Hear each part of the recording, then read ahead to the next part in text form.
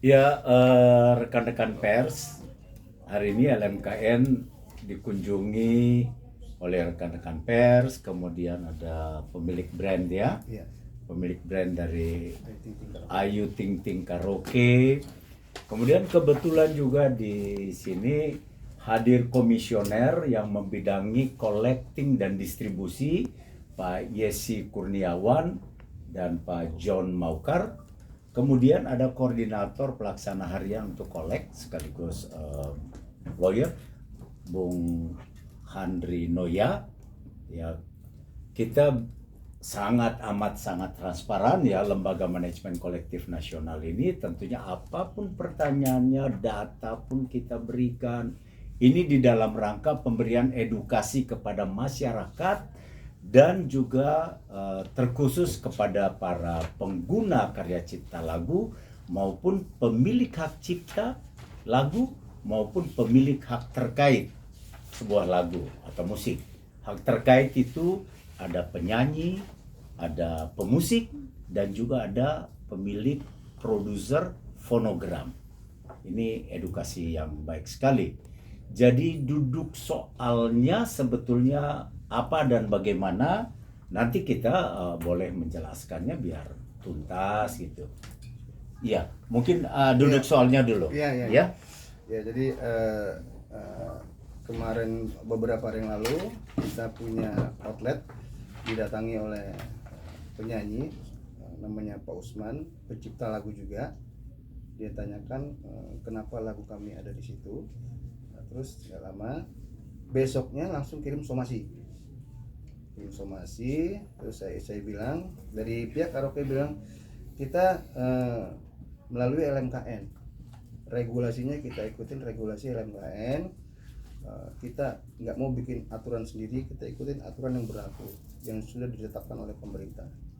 Saya sudah info seperti itu, tapi langsung mereka respon, sebar di internet, di YouTube, di portal-portal berita. Jadi aku sebagai pemilik brand agak sedikit berpikir nih, maksudnya apa, tujuannya apa. Sedangkan setahu saya kita bertahun-tahun itu nggak pernah berhenti bayar, dan bisa dibilang kita nih karaoke paling banyak sumbangsinya ke teman-teman musisi di Indonesia. Kita buka lowongan kerja segala macam gitu. Nah, mungkin sosialisasi LMKN ini yang banyak belum sampai ke teman-teman. Dan teman-teman saya pun pencipta lagu, musisi banyak, termasuk saya juga dulu basicnya musisi, jadi paham betul lah. Nah, tadi sudah tadi saya sudah ketemu sama teman-teman dari LMKN komisioner.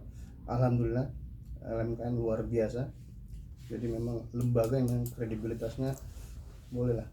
Jadi saya sudah dikasih gambaran jelas seperti apa. Memang aturannya, regulasinya kita harus ikutin regulasi yang ditetapkan. Kan nggak kebayang kalau misalkan semua penyanyi itu mensomasi, ratusan ribu penyanyi, mungkin karaoke nggak ada di Indonesia. Hotel nggak boleh setel lagu, restoran nggak boleh setel lagu, selesai. Jadi industri ini nggak hidup. Makanya dengan adanya LMKN akhirnya ekosistemnya terbentuk dengan rapi. Nah, makanya aku juga sempat kaget juga kok tiba-tiba ada somasi datang. Makanya aku tadi datang ke teman-teman komisioner, alhamdulillah disambut dengan baik. Oke, makasih Bang ya. Jadi nanti perbidang bisa menjelaskannya, Pak Noya. Intinya bahwa LMKN itu sebuah lembaga yang dibentuk atas amanat Undang-Undang Nomor 28 Tahun 2014 tentang hak cipta, terkhusus mengatur tentang performing rights, bukan mechanical rights. Jadi ini juga harus terjelaskan. Yang diurusi oleh LMKN hanyalah performing rights, hak mengumumkan. Para pemilik hak cipta maupun hak terkait hanya bisa mendapatkan hak ekonominya manakala yang bersangkutan atau pemilik hak cipta maupun hak terkait itu memberikan kuasa atau terdaftar di salah satu lembaga manajemen kolektif. Di Indonesia ada sekian banyak lembaga manajemen kolektif. Oleh karena itu di pasal 89 Undang-Undang tentang hak cipta diatur bahwa lembaga manajemen kolektif nasional sebagai one gate policy, polisi satu pintu, gitu, untuk mengurusi kegiatan performing rights Indonesia. Untuk lebih lengkap, Bung Henry Noya SHMH dapat menjelaskannya sesuai dengan regulasi yang ada. Karena ini lembaga bantu pemerintah non APBN, nomenklaturnya seperti itu. Silakan Pak Noya. Terima kasih Pak Ketua, Pak Riko, selamat datang teman-teman wartawan, terima kasih. Saya tertarik tadi pertanyaan teman-teman wartawan itu, bagaimana kalau dia belum menjadi anggota LMK? Sebelum menjawab itu, saya meneruskan apa yang disampaikan oleh Pak Dharma selaku Ketua LMKN. Jadi teman-teman sekalian, yang tadi sudah disampaikan oleh Pak Dharma, ada di dalam hak cipta itu ada dua hak yang timbul, hak moral dan hak ekonomi. LMKN sebagai lembaga bantu pemerintah non APBN yang dibentuk oleh Menteri berdasarkan Undang-Undang 28 tahun 2014 tentang hak cipta. Di dalam tata kelola royalti ada LMK dan LMKN.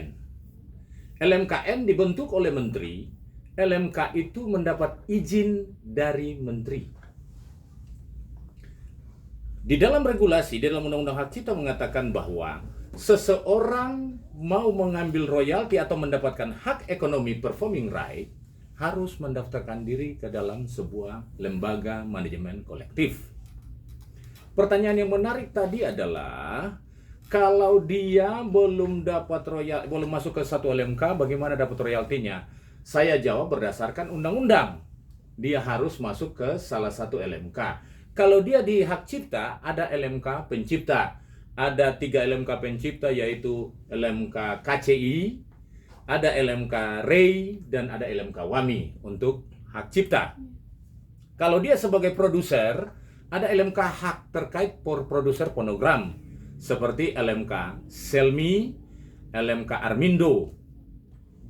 Kalau dia penyanyi, ada LMK Papri, ada LMK Prisindo, ada LMK Pro Intim, ada LMK Ardi. Tinggal dia memilih kemana dia harus mengambil hak ekonominya. Persyaratannya masuk ke dalam LMK.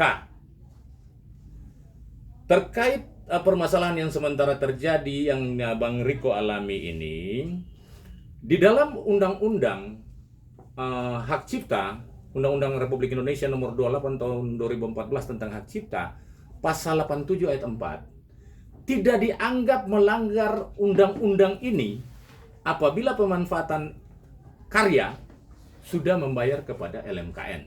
Dipertegas Peraturan Pemerintah Nomor 56 Tahun 2021 Pasal 3, setiap orang dapat melakukan penggunaan secara komersil lagu dan atau musik dalam bentuk layanan publik yang bersifat komersil dengan membayar royalti kepada pencipta, pemegang hak cipta, dan atau pemilik hak terkait melalui LMKN.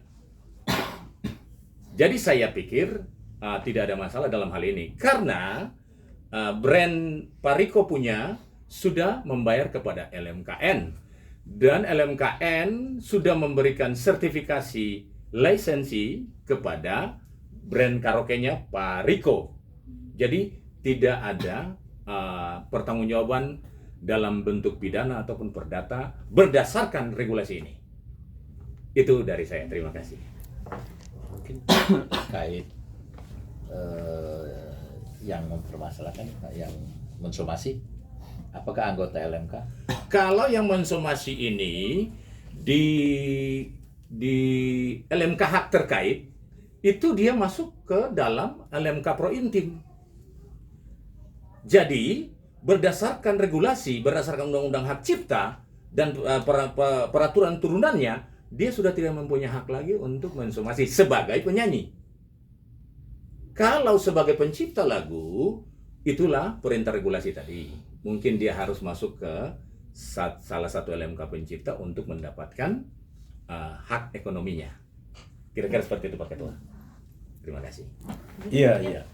Jadi yang harus dicek betul itu adalah tadi sudah ada data bahwa sebagai pemilik hak terkait, sebagai penyanyi ataupun mungkin dia produksi sendiri, nah dia sebagai pelaku pertunjukan, sebagai penyanyi yang bersangkutan menurut data adalah pemberi kuasa yang disebut anggota di LMK Prointim. Ya. Nah itu nanti mendapatkan royalti melalui LMK Prointim. Begitu. Nah, sebagai pencipta lagu, apakah lagu ini milik yang bersangkutan? Kita harus mengecek lagi apakah yang bersangkutan sudah menjadi anggota pemberi kuasa di salah satu LMK hak terkait. Hak cipta, sorry. Sebagai anggota atau pemberi kuasa di salah satu LMK hak terkait. Kalau belum menjadi pemberi kuasa atau anggota, ya dia harus mendaftarkannya ke salah satu LMK hak terkait, hak cipta, gitu. Nah, di Indonesia tadi sudah disebutkan oleh Pak Handri Noya tadi, ada LMK KCI, ada LMK WAMI, ada LMK RAI, ada LMK SNI, dan juga ada LMK untuk lagu-lagu daerah, lagu-lagu tradisional. Itu juga sudah ada gitu. Jadi masuklah di dalam atau memberi kuasa di situ. Nah, itu. Nah, pengguna di dalam hal ini sesuai perintah amanat dari undang-undang maupun juga regulasinya melalui PP 56 dan besaran tarif itu sudah diatur. Rumah karaoke itu pakai aja.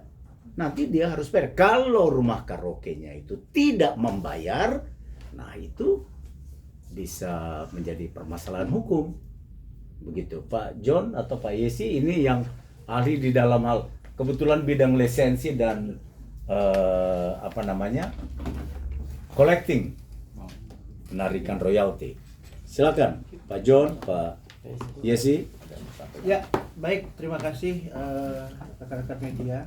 Sebetulnya kalau mendengar ceritanya Pak Riko tadi itu saya seperti kembali lagi 10 tahun yang lalu itu di mana kita belum mempunyai Undang-Undang Hak Cipta 28 2014 ya. Kejadian-kejadian seperti ini tuh sudah terjadi itu sebelumnya. Makanya kenapa ada Undang-Undang 28 2014 tadi Pak Ketua dan Pak Engineer sudah menyampaikan dengan sangat baik bahwa undang-undang ini holistik sifatnya, artinya mengatur lembaga manajemen kolektifnya, mengatur lembaga manajemen kolektif nasionalnya, mengatur pemilik haknya, juga memberikan kepastian hukum kepada pengguna komersialnya. Jadi ini sudah lengkap sebetulnya. Jadi kami mohon kepada teman-teman yang khususnya pemilik hak, kalau belum mengerti tata kelolanya, silakan datang ya, diskusi sama kita. Nanti kami jelaskan dan bagaimana proses-prosesnya, itu sebaiknya langsung datang saja kepada LMKN untuk kita jelaskan ya. Karena seperti Pak Riko sampaikan, undang-undang ini memang dibentuk sedemikian holistik supaya industrinya hidup. Royalti itu ada kalau ada pemanfaatan hak cipta lagu dan musiknya. Kalau tidak ada pemanfaatannya atau dibuat susah sehingga pemanfaatan lagu dan musik untuk keperluan komersial itu susah sekali, ya royaltinya juga nggak akan ada. Jadi sekali lagi mohon rekan-rekan pemilik hak juga bisa berdiskusi lah dengan LMKN di bagian humas atau nanti dengan kita, saya dengan Pak John juga bisa memberikan edukasi tentang bagaimana sih sebetulnya tata kelolanya. Demikian dari saya. Mungkin saya ingin menyampaikan apa yang sering menjadi sorotan di publik ya, terkait dengan bagaimana mengelola mendistribusikan royalti itu. Jadi seperti tadi, penyanyi dan pencipta itu memberi kuasa, apakah dia mendapatkan royaltinya? Dia dapat royaltinya, tapi tidak langsung. Dia mendapatkan itu melalui LMKN. Jadi Bapak kan apergi, ya, Ayu Ting Ting itu anggota APERKI. Kami mempunyai kerjasama MOU dengan APERKI, sehingga semua anggota APERKI itu sampai sejauh ini taat. Paling Nah, royalti yang dibayarkan itu akan sampai ke pencipta atau penyanyinya. Melalui mana? Melalui LMK di mana dia ada. Nah, sekarang bagaimana alur distribusi itu? Ini yang sangat penting, karena orang selalu berpikir, oh LMKN, itu nanti LMKN atur sesukanya. Ini saya sampaikan ya, bagaimana alur jalannya distribusi itu. Semua total royalti yang terkumpul, ya, 100% itu. Oleh undang-undang itu dikatakan 20% untuk biaya operasional. Biaya operasional itu apa? Ya, LMK ini mengurus anggotanya, memberi kuasa, mengatur. Dia perlu kantor, dia perlu tenaga. Maka di dalam tahun 2024 disepakatilah bahwa untuk LMK itu mendapat 10% dari total. 10% dari total. Sisanya 10% lagi diapakan? Karena kan undang-undang bilang 20%.